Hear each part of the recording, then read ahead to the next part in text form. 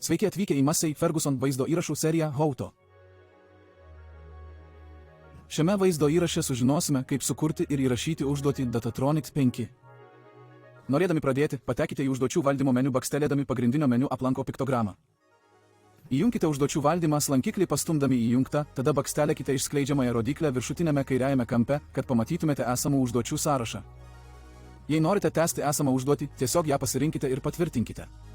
Norėdami sukurti naują užduotį, bakstelėkite pliuso piktogramą. Įveskite tinkamą naujos užduoties pavadinimą ir bakstelėkite gerai. Nauja užduotis bus įtraukta į galimų užduočių sąrašą. Pasirinkite ją ir bakstelėkite gerai. Toliau bakstelėkite piktogramą parametrai ir įveskite atitinkamą informaciją, pavyzdžiui, lauko pavadinimą. Ūkio pavadinimą.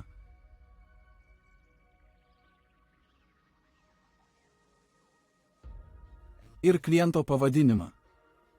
Rekomenduojame įtraukti kuo daugiau informacijos, kad ateityje būtų lengviau ją rasti. Kai būsite pasirengę pradėti užduotį, perkelkite šliaužiklį į įrašymą. Nuo šiol sistema fiksuos etatinę veiklą tol, kol išjungsite įrašymo mygtuką.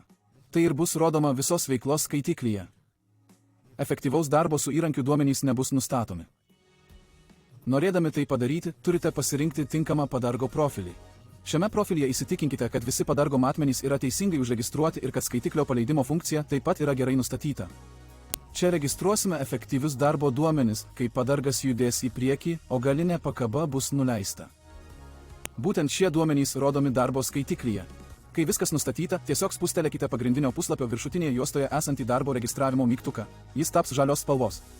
Kai skaitiklio trigeris bus įvykdytas, čia juda į priekį, o galinė traukia žemyn, pasirodys raudonas taškas, patvirtinantis, kad sistema įrašo darbo skaitiklį.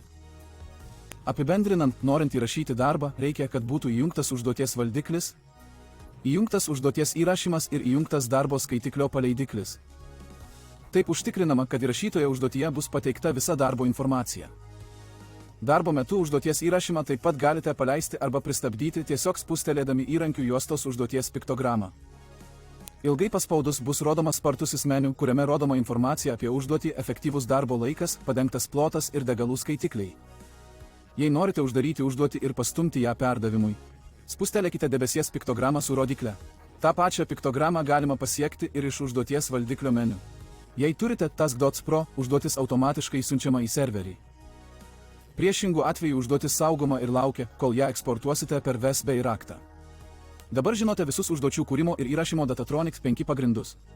Atėjo jūsų eilė išbandyti.